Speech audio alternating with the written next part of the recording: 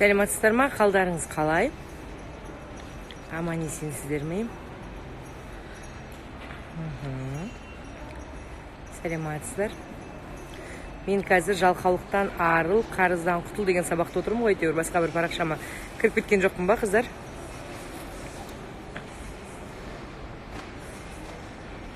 Сол сабақтамын ғой, әйтеуір. Менде парақшалар көп, басқа бір парақша кіріп кеткен жоқпын ба деп ойлап отырмын.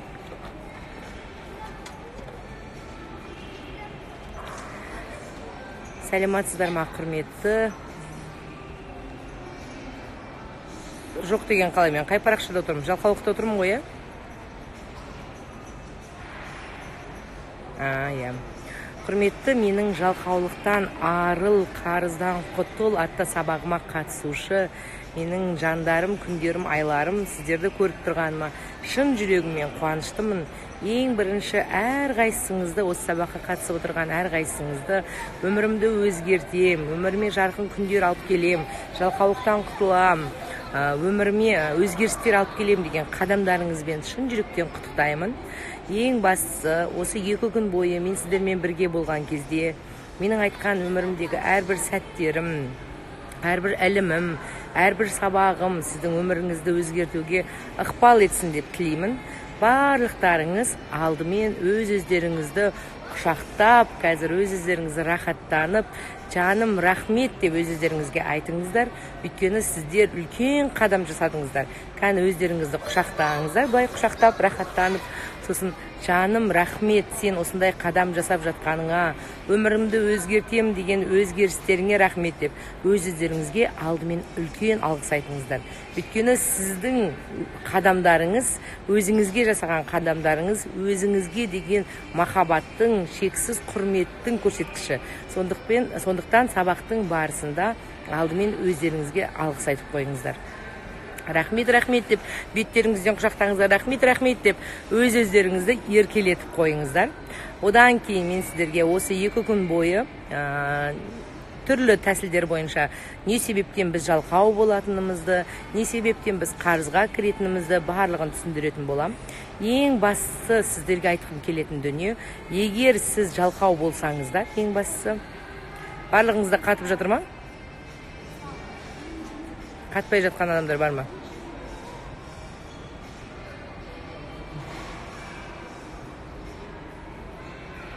Қатып жатыр ма, көрініп жатыр ма? Маған плюс қалдырып қойсаңыздар, көрініп жатса.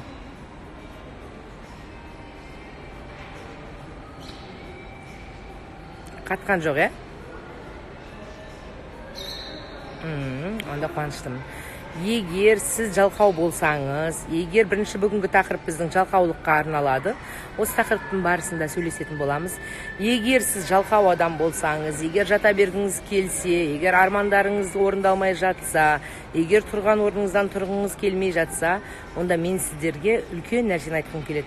Сіз жалқау емессіз.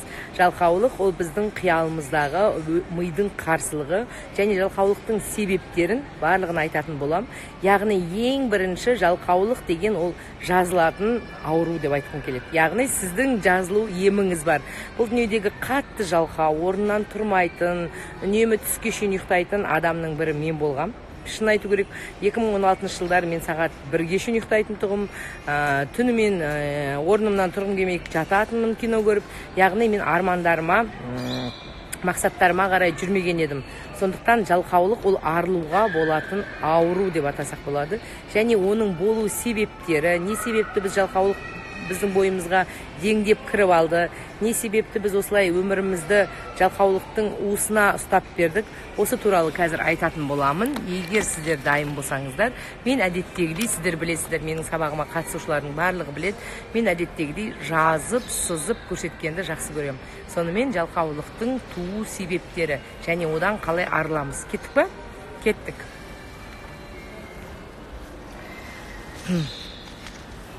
Мен спортзалда емеспін, мен Риксиста отырмын.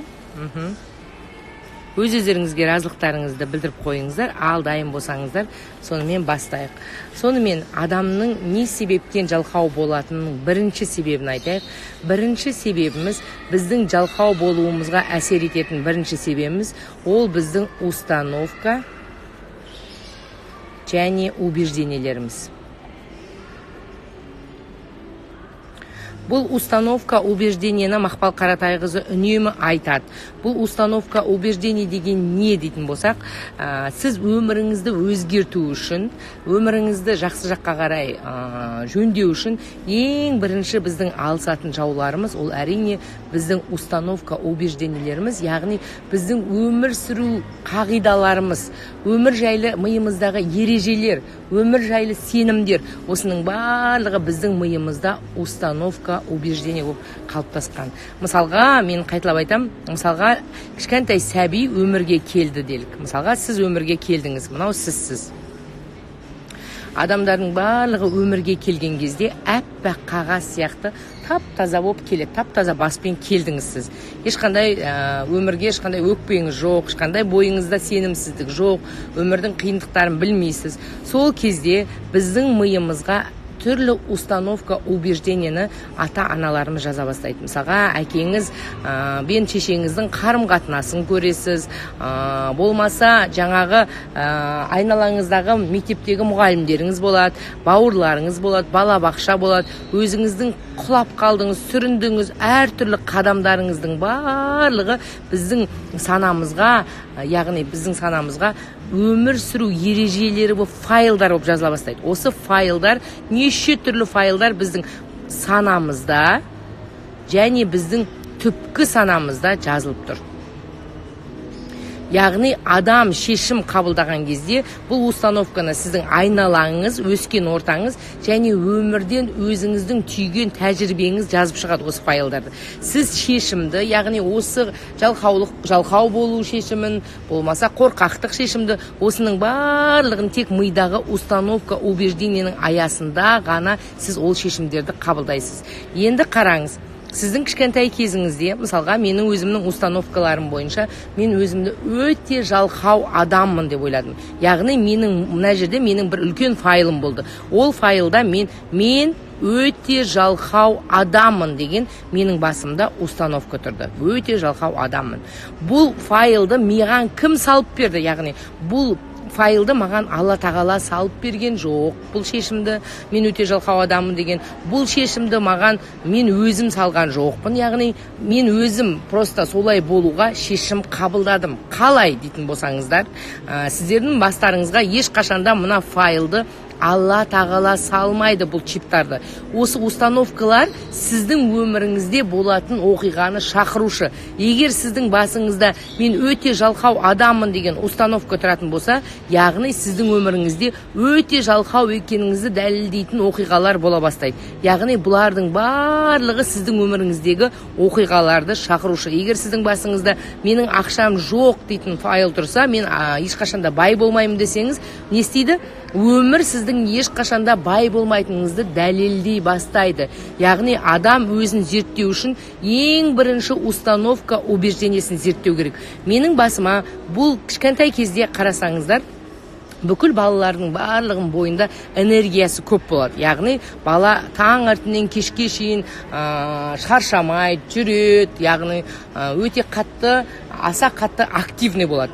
Менің басыма бұл файлды кім салды дейтін болсаңыздар, мен кішкентай кезімде кішкене икемсіздеу бала болдым. Бір нәрсені икемдіп істей алмай, қолымнан келмей. Яғни сол кезде маған айналамдағы бауырларым үздіксіз, мен өзімді зерттеген кезде, түпкі санамды зерттеген кезде бұл жауаптардың барлығын таптым. Яғни маған үздіксіз күнде сен өте жалқаусың деген сөзді айта бастады. Яғни бір адам сізге 100 мәрте, мүмкін 50 мәрте, мүмкін 2 мәрте сен жамансың десеңіз, мен жаман адаммын деген сіз басыңызға файлды саласыз да, өмірде жаман екеніңізді дәлелдей бастайсыз. Ал мен басыма мен өте жалқау адаммын деген үлкен файлды салғандықтан, маған жаңағы 100 есе, 50 есе қасымдағы бауырларым, туыстарым білместікпен, әдейі емес білместікпен, сен жалқаусың деп айта берсе, мен соны шындық екен деп сеніп, өзімнің басыма салып алдым. Осы установканы. Яғни мен өзім жайлы пікірімді адамдардың өзі жайлы пікірі бар. Яғни өзі жайлы пікірі бар. мысалға сіздің өзіңіз жайлы пікіріңіз, мысалға менің өзім жайлы пікірім, мен жалқаумын, бірінші пікірім. Мысалға екінші пікірім, мен өте ақкөңілмін, бұл пікірім.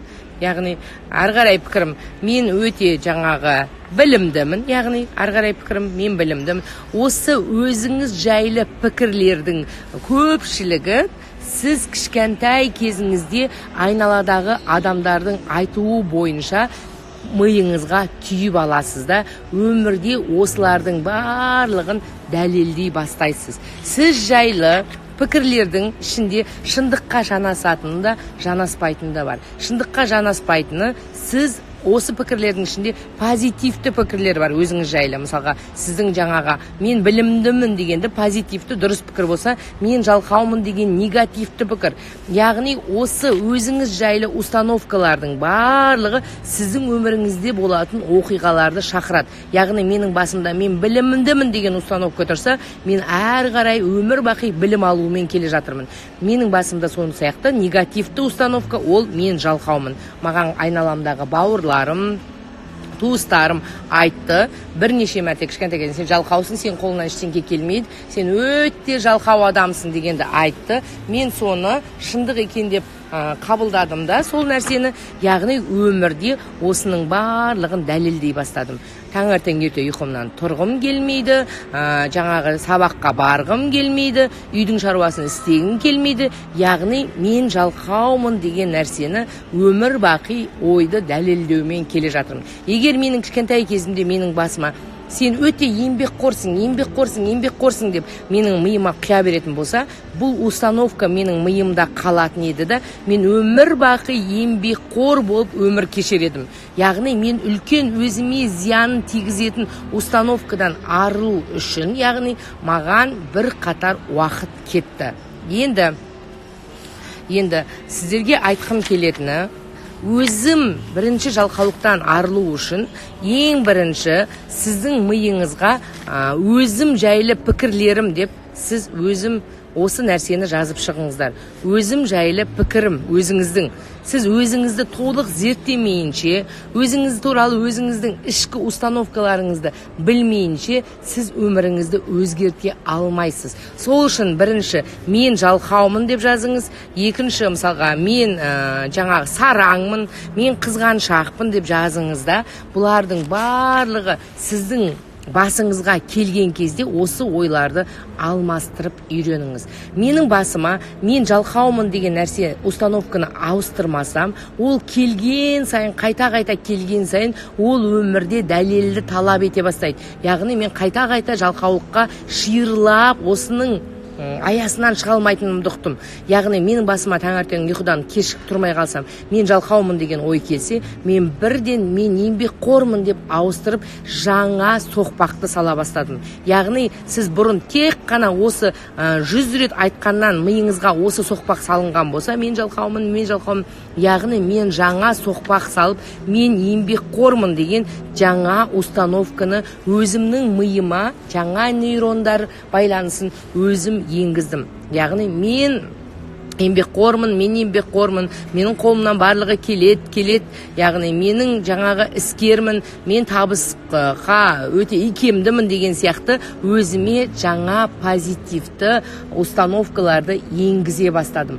Өзімді зерттегеннен бастап. Яғни кез келген өзім жайлы негативті установкалар, олардың барлығы шындыққа сәйкес келмейтінін, яғни оларды мен бір кезде ата-анамның аузынан, болмаса білместікпен бауырларымның аузынан, болмаса мұғалімнің аузынан, мұғалім кейде айтуы мүмкін, сенен адам шықпайды десе, біз оны шындық деп қабылдап, миымызға кәдімгідей ереже қып жазып аламыз. Егер сізге бір рет адам шықпайды, сенен 2 рет адам шықпайды, сенің қолынан ештеңе келмейді, 3 рет айтса, сіз оны миыңызда жазылып тұр. Біз бұлардың барлығын қалай таба аламыз? Өйткені сіздің подсознаниеңізде әртүрлі өмірдің оқиғасынан жазылған, неше түрлі адамдардың аузынан естіген әртүрлі сыни пікірдің барлығы сіздің миыңызда жазылып тұр.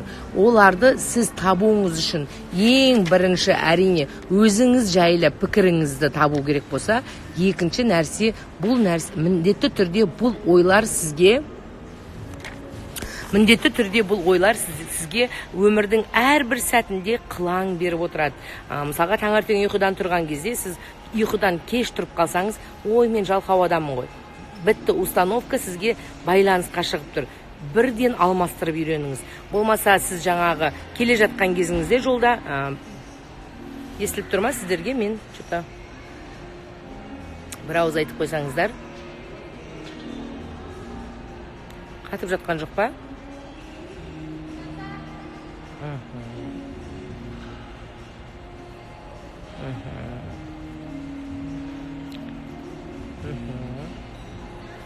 Ары қарай кеттік. Яғни установкаларды бірден алмастырып үйреніңіз. Ең үлкен жалқаулықпен күрестің бірі осы. Ары қарай жалғастырайық. Екінші жалқаулыққа апаратын бірінші дүние ол сіздің установкаңыз болса, екінші жалқаулыққа апаратын дүние ол әрине энергияның аздығы. Энергияның аздығы. Яғни сіздің бойыңызда энергия өте аз кезінде, яғни бойыңызда күшіңіз аз кезінде, сіздің үнемі өзінен өзі жалқаулыққа бой алдырып отырасыздар. Мысалға, мен айтып өтем, 2016 жылдары мен қатты жұмыс істегім келгенмен, яғни бір нәрсені бастағым келеді, таңертең тұрып жаттығу жасағым келеді, өзімше ойлаймын, психологияны енді зерттеп келе жатырмын, өзімше ойлаймын, жаңа бір сабаққа барсам, жаңа дүниені бастасам дегенмен бастаймында қайтадан тастап кетем. Себебі менің бойымда осыған қажетті күш қайрат жетіспейді. Өйткені сіз энергияны мақсатқа жұмсайсыз, мақсатқа.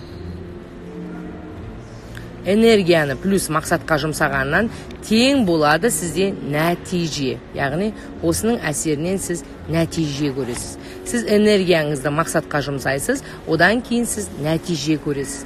Ал сіздердің энергияларыңыз қайда кетіп жатыр дейтін болсақ, мен қайталап айтам, адамдардың барлығын Алла тағала бірдей жақсы көреді. Адамның барлығына бірдей энергия бөлінеді. Кеңістікте энергия өте көп.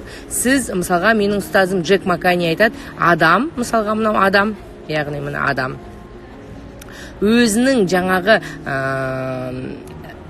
мынандай провод тығылып тұрады ғой, яғни өзі мына кеңістіктен полностью үнемі вселенныйдан энергия алып отыратын жағдайға жете алады. Яғни адам ешқашанда шаршамайтын, ешқашанда талмайтын, үздіксіз кеңістіктен энергия алып отыратын жағдайға жете алады.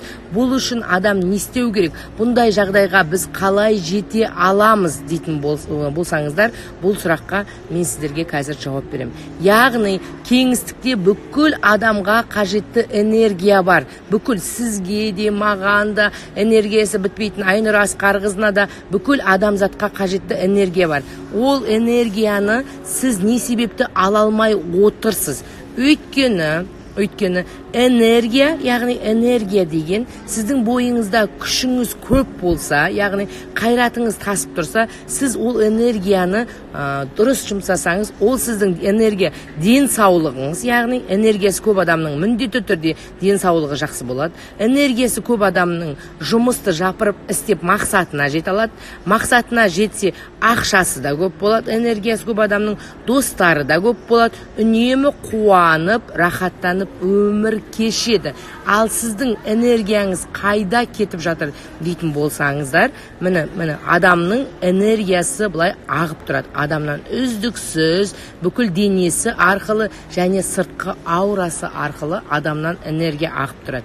Енді сіздердің барлықтарыңыздың энергияларыңыз не себепті азаяды дейтін болсаңыздар, мен айтып тұрмын ғой сіздерге, 2016 жылғы менің, мысалға, мына энергияңызды сіздің 100% мысалға соткаңыз 100% батарейкасы істеп тұратын болса, сіздердің энергияларыңыз 5%-ға, болмаса 3%-ға, болмаса 10%-ға түсіп кеткен энергияларыңыз. Сондықтан сіз өзіңіздің энергияңыз жоқ болғандықтан, өзіңіз мен жалқаумын деп, одан әрі өзіңіздің бағанағы мен айтқан убеждениелеріңізді ұлғайтып жатырсыздар. Яғни, мен жалқаумын деген файлды қайтадан ұлғайтып жатырсыздар. Сіздің энергияңыз, яғни, қайда кетіп жатыр дейтін болсақ, адамдардың барлығының ең қатты энергиясын жұтатын, яғни, қатты құртатын дүние, ол өкпе, реніш. Яғни, біреуге өкпелеу, біреуді жек көру, қызғану, жек көру, яғни, энергияңыз жұтады. Қызғану, энергияңызды жұтады. Сізді өкпелеу, ашулану, сіздің энергияңызды жұтады. Өсек айту, сіздің энергияңызды жұтады. Өсек айту, яғни бос уақыт өткізу, энергияңызды жұтады. Негативті адамдармен уақыт өткізу, негативті адамдармен. Үнемі жылап жүретін паразит адамдар болады.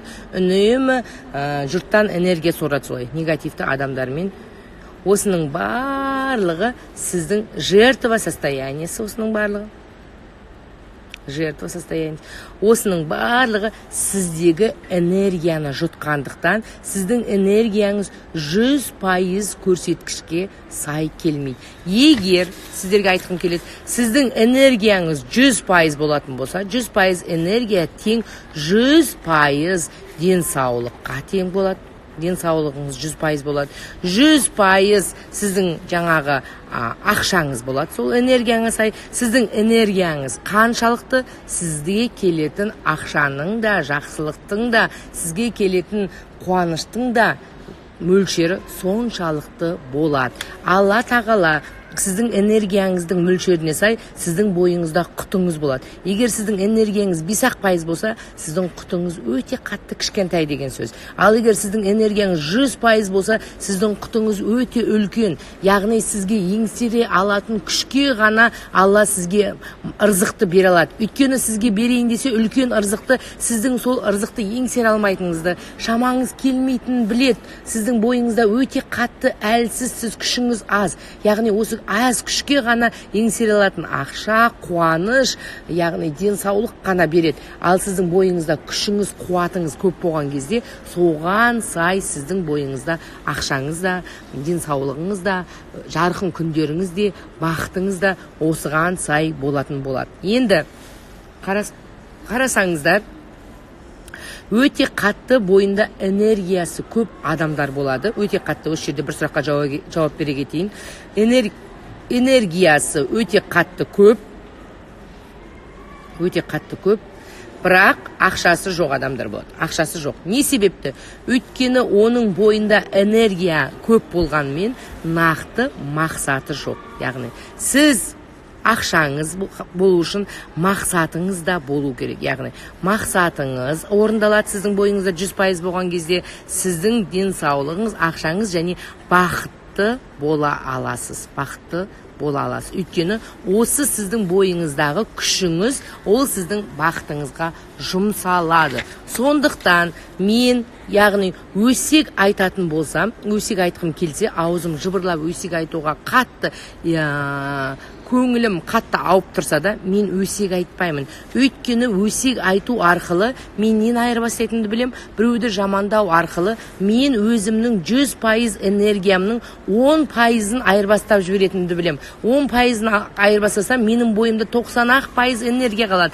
Яғни өсек айту, біреуді жамандау, ол менің энергиямды алып кетеді. Сондықтан мен оны ешқашанда біреуді жамандауға өзімнің энергиямды бермеймін. Өйткені менің энергиям, менің денсаулығым, ақшам, бақытым, жарқын өмірім. Мне жалко отдавать свою энергию. Біреуді жек көру, өкпелеуге өкпелеу сіздің бойыңыздағы басым энергияңызды 40-50% алып кетеді. Ал біреуді қызғану, ол да сіздің бойыңыздағы 30-20% энергияңызды алып кетеді. Күндіз түні қызғану, уайымдау, қайғыға берілу уайымдау, ол сіздің бойыңыздағы 100% энергияны алып кетеді. Сіз қайғыға берілген сайын, уайымдаған сайын, сіздің бойыңыздағы энергияңыздан күшіңіз қалмайды. Яғни осылардың барлығының мен құнын білгендіктен, яғни бұлардың барлығын мен өзімнің бақытты өміріме нұсқан келтіретін болғандықтан, яғни бақытты өміріме жетуге аяғыма тұсау болатын болғандықтан, мен ешқашанда осы нәрселерді босқа өткізбеймін. Яғни бұл нәрселерден мен үнемі бойымды аулақ ұстап отырамын. Өйткені менің энергиямның мөлшерін просто так қажетсіз дүниелерге бөліп бергім келмейді. Мне жалко.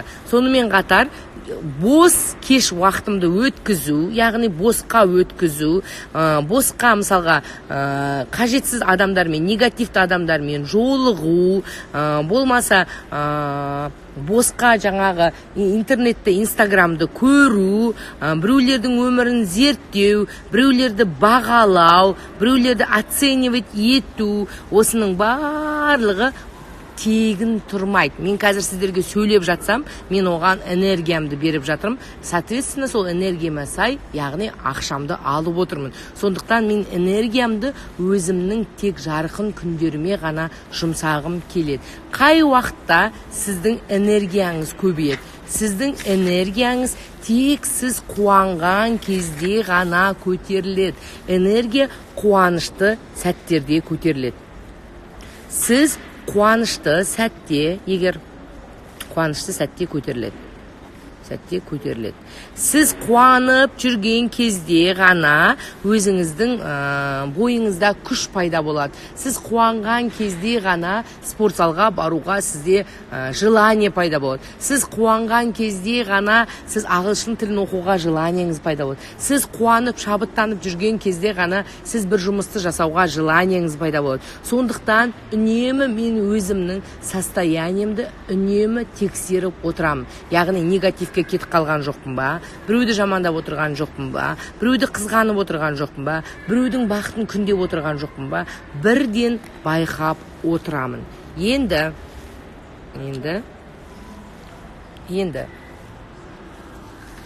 сіздерге жақсы көрініп жатса, маған бір ауыз белгі беріп қойыңыздар, ары қарай жалғастырамын.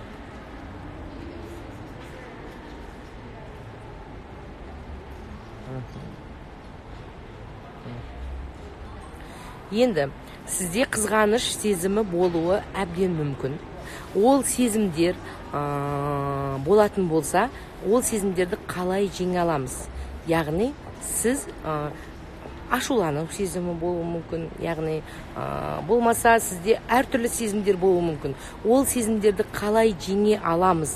Ол сезімдер сізде жылдар бойы сізде ол эмоциялар оянып келген, яғни сізде қызғану оянып келген. Менде өте қызғаншақ адам болған. Кешірім, шашалып қалдым. Яғни менде өте қатты қызғаншақ адам болғам, болмаса менде өте қатты ашуланшақ адам болғам, болмаса менде қатты біреуге өкпелейтін адам болғам. Оның барлығын қалай жеңе аламыз дейтін болсаңыздар, мен сіздерге осы туралы, осы жаман эмоцияларды жеңу туралы бір ауыз атап өтіп кетейін. Яғни қызғаныш сезімі туса, болмаса ашулану сезімі туса, жалпы сіздің өміріңіз жақсы жаққа өзгеру үшін ең бірінші ключ ол әрине өзіңізді зерттеу. Өзіңізді зерттеу үшін мен сіздерге бағанадан бері установкаларыңызды табыңыздар деп айттым. Одан бөлек өзіңізді зерттеу үшін өзіңіздің басыңызға келетін әртүрлі эмоцияларды үнемі қадағалап жүруіңіз керек. Яғни қызғанып қалған кезіңізде сіз құрбосқа қызғанып қалмайсыз. Яғни, мысалға, қазір көрсетейін сіздерге. Бұл эмоциялардың өте қатты зияны бар. Бұл эмоциялар, негативті эмоциялар сіздің өміріңізді қатты улайды. Ең бірінші, менің басыма, мысалға, біреуді қызғандым делік. ой сарт ете қалды. Біреудің инстаграмда керемет жетістікке жетіп жатқанын көріп қалдым. Яғни менің басыма ол ой келді. Өйткені бұл эмоция менің бойымда бұрыннан болған. Бұл эмоция менің бойымда бұрын қатты қызғанғам.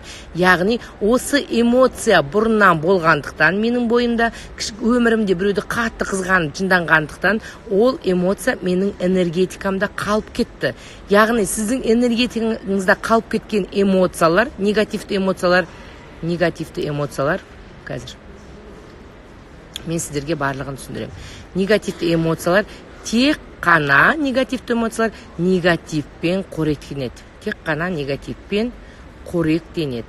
Яғни сіз біреуге мысалға өкпелесеңіз, бұрын кішкентай кезіңізде ол блок сіздің бойыңызда қалып кетсе, бұл тек қана негативпен қоректенеді. Яғни осы блоктар, сіздің бойыңызда қалып кеткен негативті блоктар, бұлар жылдар өткен сайын сіздің өміріңізге негативті оқиғаларды шақырып отырады. Не үшін шақырады? Өйткені қоректену үшін бұларға тамақ керек. Сіз сол эмоцияны қайтадан бөле бастаған кезде, қайтадан негативке берілген кезде, бұл эмоциялар ұлғайып, үлкейіп, тамақ ішіп, рахаттана бастайды, ұлғая бастайды. Егер сіз біреуге қатты ренжіген болсаңыз, сізді біреу қатты өкпелеткен болса, оны жүрегіңізге сіз ұмыта алмай, кешіре алмай ұстап жүрген болсаңыз, сол эмоцияны қайтадан сізді біреу өкпелете бастайды. Сіз қайтадан осыған қорек тауып бересіз. Сондықтан мен бұларды қоректендірмей қойсаңыз, бұларға тамақ бермей қойсаңыз, бұлар кішірейіп, өте қатты кішірейгендіктен бір күні жоғалып кетеді. Сіз өзіңіз білместікпен бұл эмоцияларды қайтадан тамақ беріп отырсыз. Мысалға, мынау менің қызғаныш эмоциям. Біреуді қатты қызғанып, ішімді күнде өліп қала жаздаған бір кездері енді сол эмоциям менің бір күні тамақ сұрайды. Яғни, уақыт өте келе бұлардың барлығы тамақ сұрап тұрады. Бір күні менің басыма қызғанышты эмоция келе қалды делік. Яғни, мынаған тамақ болып бару үшін. Басыма сондай біреуді қызғанып, инстаграмнан біреудің күшті өмірін көрдім, оппа, мынау керемет болып кетті ғой, мен қалып кеттім ғой деген ой келсе, менің басыма таракан келсе, яғни құрт деп атасаңыз да болады, яғни таракан, құрт, яғни келсе, мен білемін, ол маған зияны тиетін білем. Яғни оны әр қарай таң атқанша ойлай бастасам, ананы қайта страницасын ашып, жынданып ойлай бастасам, бұл нәрсе менің бойымдағы энергиямды жұтып жатыр. Яғни бұл нәрсе ешқашанда тегін ой жоқ. Бүкіл ой, яғни сіздің басыңызға келетін негативті ойлардың барлығы, аузыңызға келетін негативті сөздің барлығы сіздің энергияңыздың шотынан, яғни есебінен келіп жатыр. Ой тегін келмейді, оның құны бар, оның құны сіздің энергияңыз. Негативті энергия, негативті ой ең көп энергияны жұтады. Сіздің бойыңыздағы, мысалға, сіз таңертең тұрып физикалық дене қозғалысын жасасаңыз, сіз мысалы қимылдасаңыз, үй жинасаңыз, сіз небәрі 20% энергия жұмсайсыз. Ал егер сіз ойлансаңыз, жаман ойға берілсеңіз, сіздің ойыңыз 80% энергияны жұтып қояды.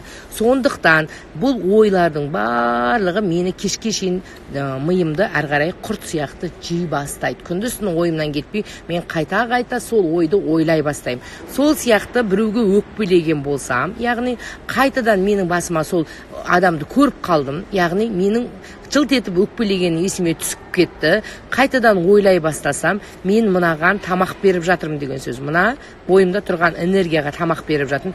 И мен ойланып ол адамды өкпелей бастаймын. Яғни өзімнің энергиямды әбден қарайтып, бір күні мен өкпенің ішінде ғана өмір сүре бастаймын. Яғни менің бойымда өмір сүруге, бақытты болуға, жалқау болмай, мақсаттарыма жетуге ешқандай күшім қалмайды.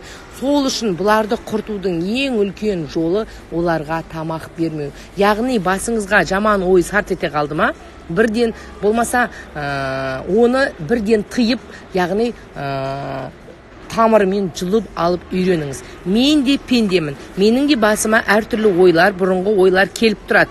Иногда оларды өмір бақи тазалау үшін кәдімгідей жұмыс істеуім керек. Мен әлі күнге шейін өзімнің негативті жаман ойларыммен күресіп, әлі күнге шейін соларды бетті тазалаған, шаштың бетін тазалағандай тазалап отырамын. Өйткені олардың барлығы менің бойыма уын жауласа, бір күні өзім осы уға қақалып өлетімді білем. Сіздің бойыңызда күшіңіз қалмаған кезде сіз ең жаманы ауруға айналасыз, ауруға.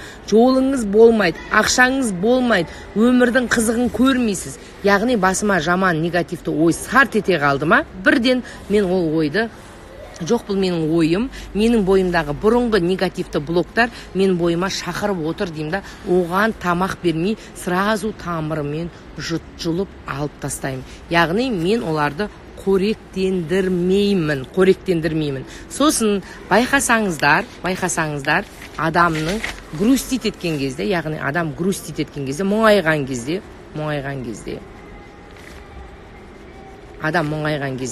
көп энергиясы қатты қайғырған кезде, айттым ғой, 100% энергияны мұңаю мен қайғыру жұлып алып кетеді. Енді адамның өмірін өзгертетін ең үлкен күш наблюдайте. Вадим Зеланд айтпақшы, наблюдайте за собой. Мысалға, мен бір күні келе жатырмын деймін, адамдармен кездесіп, таңертең үйден шыққан кезде өте қатты керемет көңіл күймен шықтым, настроением күшті болып тұрды, аспанға қарадым, бәрі күшті болып тұрды. Біраздан кейін қарасам, кәдімгідей мұңайып отырғанымды байқаймын. Кәдімгідей эмоциям төмен түсіп, яғни сөйлескім келмей, ешкіммен қабағымды түйіп, өзінен өзі жабырқап отырғанымды байқаймын, қайғырып отырғанымды байқаймын. Сол сәтте мен бірден өзіме сұрақ қоям. Яғни сіз просто так жайдан жай қайғырмайсыз, жайдан жай мұңаймайсыз. Бұлардың барлығына қайғыруға, мұңаюға себепкер болып отырған сіздің басыңызға келген бір ой ғана. Сіз ол ойды, мысалға, сіз таңертең үйден шықтыңыз, күшті көңіл күйде жүрдіңіз, түс кезінде бір үйді көріп қалып, болмаса бір оқиғаны көріп қалып көшеден, сіздің өміріңізде, өткен өміріңізде, подсознаниеңізде, түпкі санаңызда жазылып тұрған бір историяны, яғни бір энергияның, жаңа қара энергияны түртіп кетуі мүмкін. Біреулердің ұрысып жатқанын көрсеңіз, көшеде күйеуі мен әйелінің, сіз өзіңіздің күйеуіңізбен ұрысқаныңызды ойлап қалуыңыз мүмкін. Яғни сіз анау подсознаниеңізде жатқан блоктарды түртіп жібереді сол оқиғалар. Болмаса басыңызға, ой, мен пәленбай жыл бұрын енеммен ұрысып едім ғой деген ой келіп қалса, сол да сіздің эмоцияңызды, жаңағы блокты түртіп жібереді. Яғни сіздегі блок энергияны шақырып отыр деген сөз. Сіз оны ұмытып кеттіңіз, әрі қарай спокойно басқа шаруаларыңыз істеп кеттіңіз, ол ой келді, бітті, шығып кетті деп ойлап тұрсыз. Бірақ ол ой құр келіп кеткен жоқ, өзінің жұмысын істеп кетті. Сіз сол күні қарасаңыз, ұнжырғаңыз түсіп, есіңізден танып, жабырқап, көңіл күйіңіз болмай, адамдармен сөйлескіңіз келмейді. Сіз түсінбейсіз, не үшін менің сөйлескім келмейді? Мен вроде бүгін жақсы болғым керек еді ғой деп. Үнемі жауапты өзінің ішінен іздеген адам, үнемі өзінің ішіне үңілген адам әрдайым өмірде үлкен жетістікке жететін адам.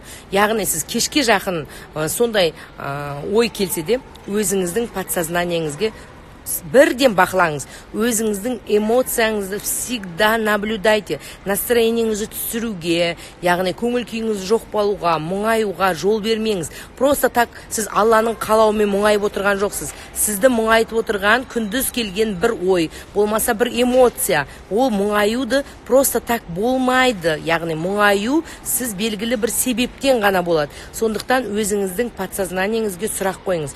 Менің мұңаюыма не себеп болып отыр? Күндіз маған тауып бер подсознанием. Күндіз менің басыма қандай жаман ой келді?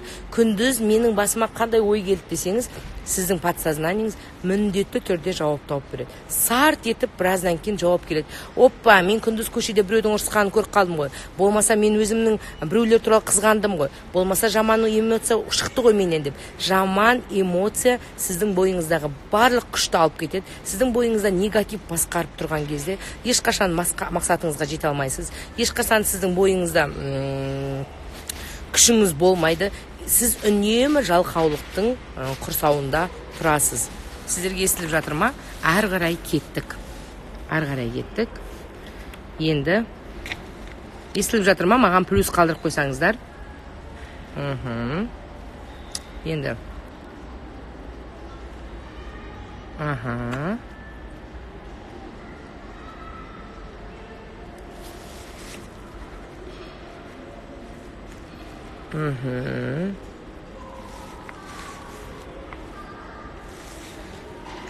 Рахмет сіздерге. Ары қарай кеттік. Жалқаулықтың үшінші себебі жалқаулықтың үшінші нақты себептерінің бірі ол әрине әдет. Әдет деген ол сіздің привычкаңыз.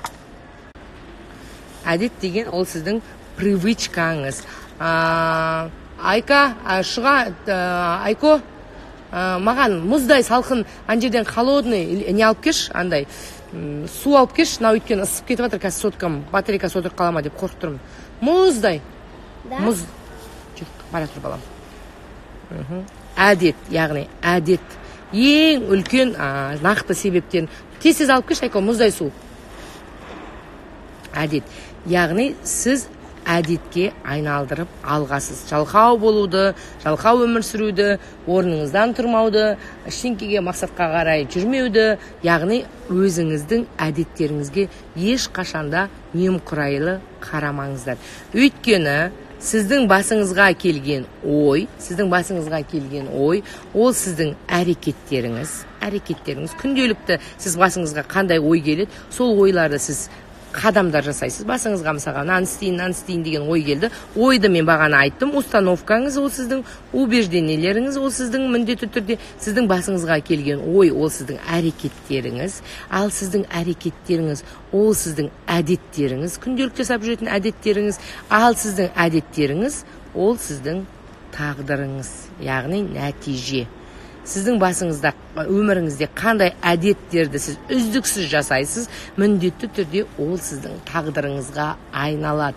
Сондықтан өзіңіздің әдеттеріңізге еш қашанда немқұрайлы қарамаңыздар. Сіздің бойыңызда мысалға жаңағы таңертең ерте тұру әдет болса, міндетті түрде сіз жалқау адам болмайсыз. Сіздің бойыңызда мысалға жаңағы дұрыс тамақтану әдет болса, онда сіз семірмейсіз. Сіздің бойыңызда үнемі білім алу әдет болса, онда сіз өсесіз. Яғни өзіңіздің әдеттеріңізге еш қашанда немқұрайлы қарамаңыздар. Сол үшін кәдімгідей менің әдеттерім деп жазып шығыңыз.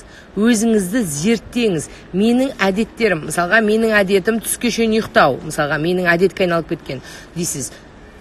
Түске шейін ұйықтау. Менің әдетім бір істі кейінге ысыра беру. Мен әдетке айналып кеткен. Менің әдетім жауапкершіліксіздік, яғни жауапкершілік жоқ. Менің әдетім өтірік айту, яғни өтірікті айта бересіз. Менің әдетім өзіме уәде беріп орындамау, яғни осының барлығы сіздің әдеттеріңізге айналған. Сіз осы әдеттердің барлығының міндетті өмірде таяғын жеп келе жатсыз. Сол үшін жалқаулықпен күресу үшін менің жаңа әдеттерім деген. Мұз ба анау? Иә, осыны қойып қазір. Жақсы болды ғой. Қазір салқындатып алайын. Мен осылай қойып сөйлей тұрайын, кішкене салқындатып. Ау? Қайсысы? Оке жоқ.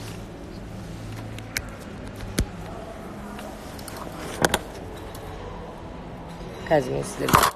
Менің жаңа әдеттерім деген. Осылай тұстай тұрайын, енді 5 минутқа шыдаңыздар. Міндетті түрде менің жаңа әдеттерім деген. Естіліп жатыр ғой сіздерге.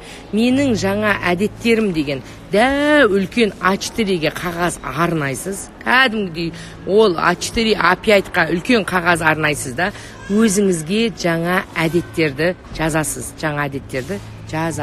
Айко! Мынау телефон зарядталмай жатыр. Кешірім өтінемін, қыздар. Мен өмір өсіп жүретін әдетім бар, енді бұл да менің жаман әдетім. Зарядка алып кеш мынау. Иә, әдеттеріңіз. менің жаңа әдеттерім. Коммент отключу, хорошо. Сақталады, қыздар, сақталады, уайымдамаңыздар. Менің жаңа әдеттерім деген А4-ге қағаз арнаңыз. Бірінші, таң ертең 7-де тұру. 6-да тұру, болмеймін. Болды.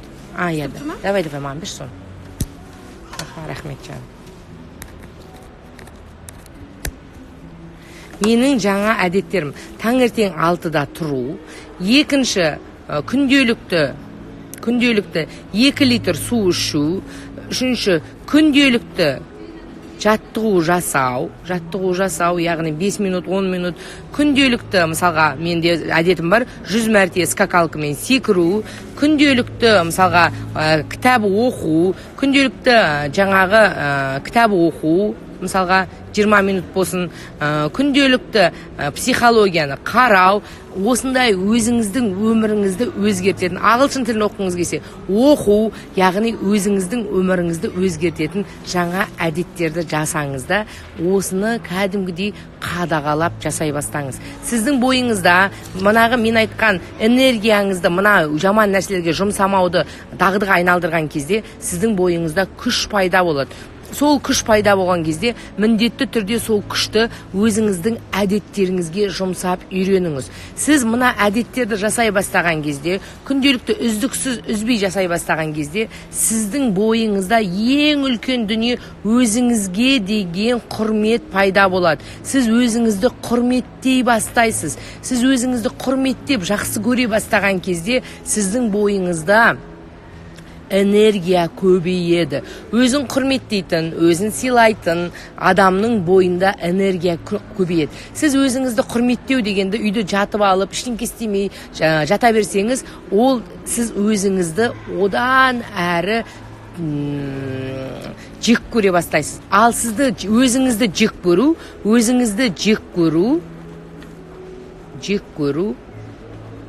ең үлкен сіздің бойыңыздағы энергияны жұтатын дүниелердің бірі. Яғни адамдар өзін жек көрген кезде қатты энергиясы кетеді. Менің өмірімде 2016 жылы қатты өзімді жек көрдім. Яғни мен жаңағы установкаларым дұрыс емес болды. Мен жалқаумын деп ойладым.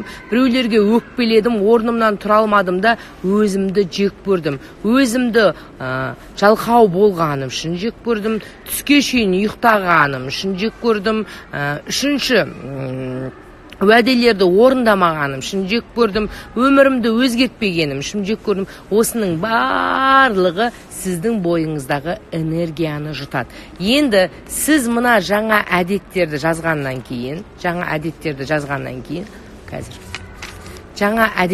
жазғаннан кейін, сіздерге айтқым келетін нәрсе, ол міндетті түрде өзіңізге талап қоя біліңіз да, бірақ кез келген нәрсенің екінші ұшы бар. Өзіңізді жек көре көрмеңіз. Егер сіз таңертең 6-да бір күн ұйқыңыздан тұра алмай қалсаңыз, ондай кезде зато менің бүгін ұйқым қанды. Бір күн жаңағы жаттығуды жасай алмай қалсаңыз, зато мен бүгін кішкене дем алдым деп өзіңізді кішкене арасында жұбатып отыруды ұмытпаңыз. Бірақ бұл затоларыңызды көбейтпеңіз. Брайан Трейси айтпақшы, адамның өмірін өзгертетін дүние бірінші орында нені айтатын едіңіз десе, дисциплина дейді, яғни Трейси.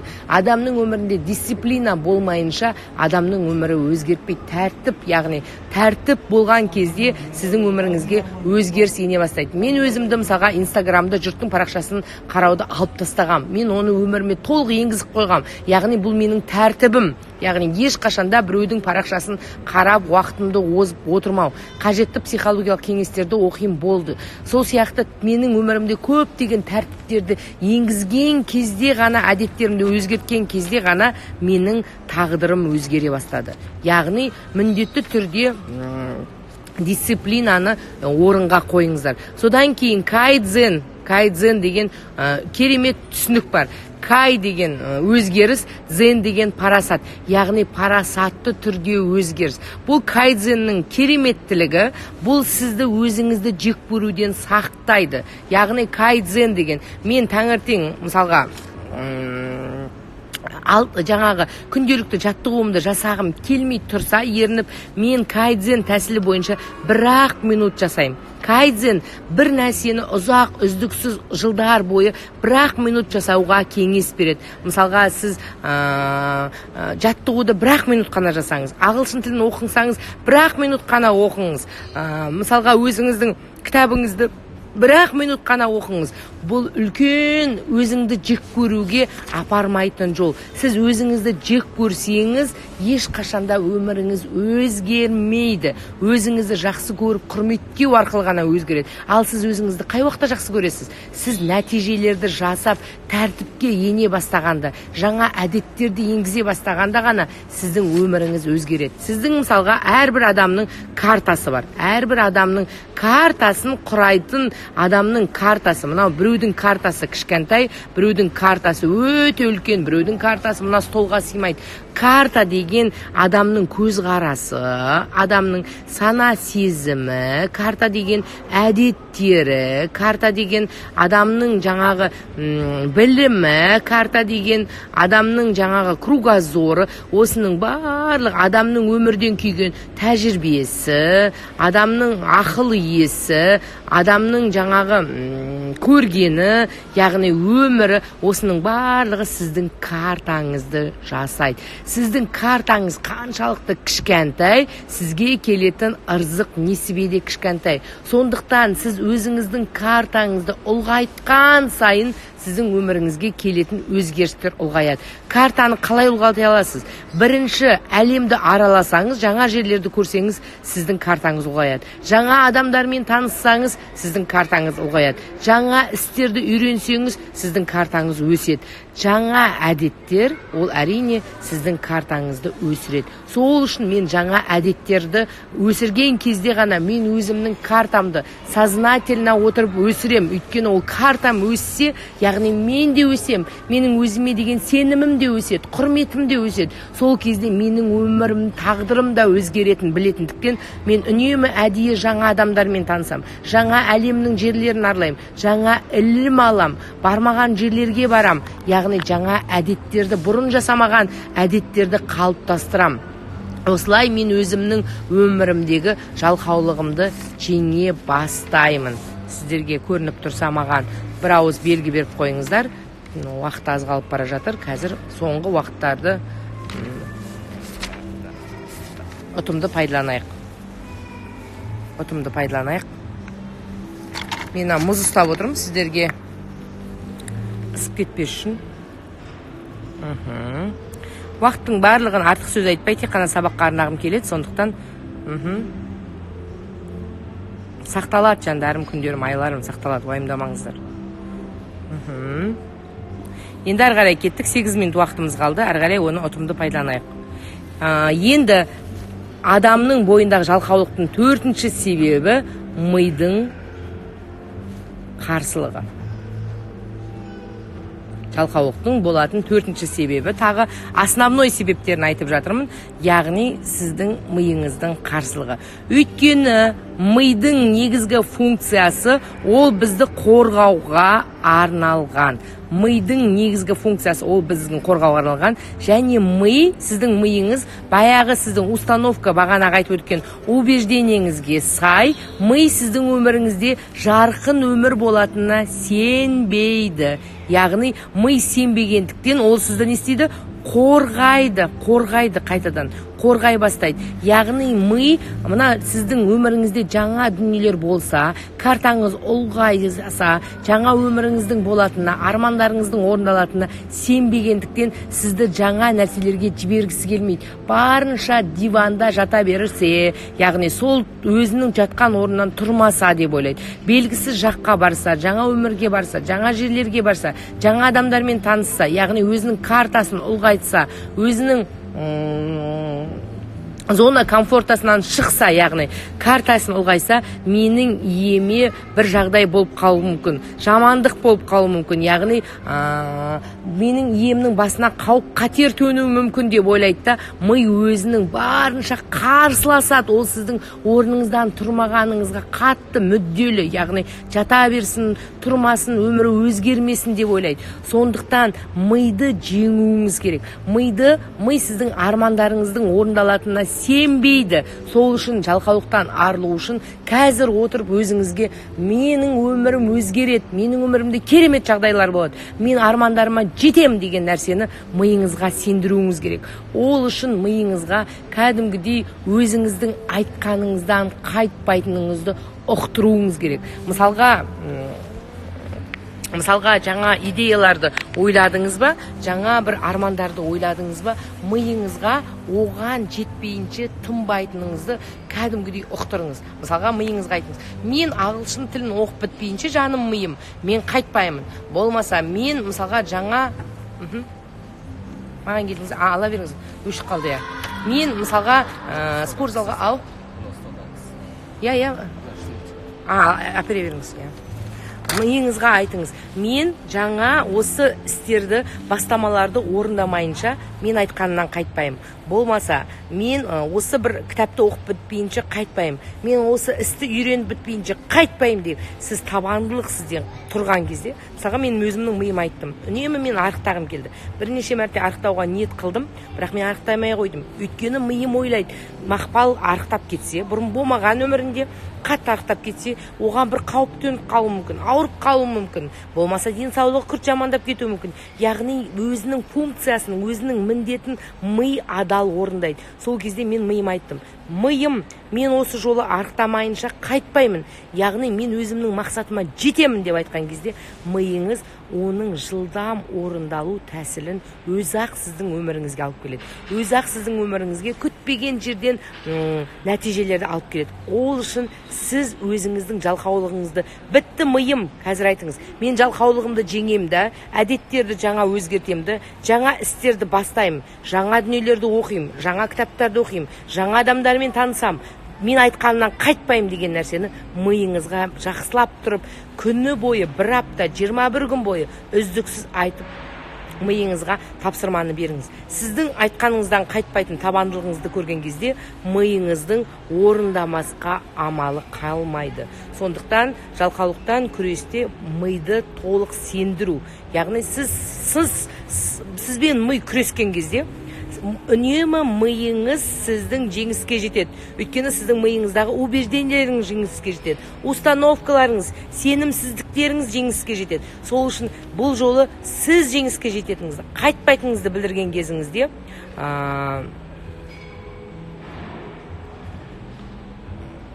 сол кезде сіздің миыңыз амалы жоқ, жеңіледі. Яғни сіздердің мына өмір үнемі күрестен тұрады. Өмір сізбен бұрынғы қатып қалған қағидаларыңыздың күресінен тұр. Сіздің қағидаларыңыз, бұрынғы миыңызда қатып қалған қағидаларыңыз сізді жеңіп жатыр. Сіз бұл жолы қағидаларыңызға жол бермеңіз. Ол қағидалар сізге өміріңізде, сіздің өміріңізде өткен жолдарыңыз, сіздің өміріңізде кездескен адамдар салып кетті. Ол шындыққа сәйкес келмейді. Қағиданы өзіңіз жасаңыз, жаңа қағидалар жасаңыз. Яғни өзіңіздің өміріңіздің иесі сізсіз. Өміріңіз бір-ақ рет беріледі. Оны өзгертетін де сізсіз. Өміріңізді жаңа бастамалармен өзгертетін де сізсіз. Армандарыңызға жететін де сізсіз. Сондықтан миыңызға, кәдімгі қарыз туралы ертең айтам, миыңызға кәдімгідей осындай установканы беріңіздер. Жарай ма? Бұл өмір сіздердікі, жандарым, күндерім, айларым.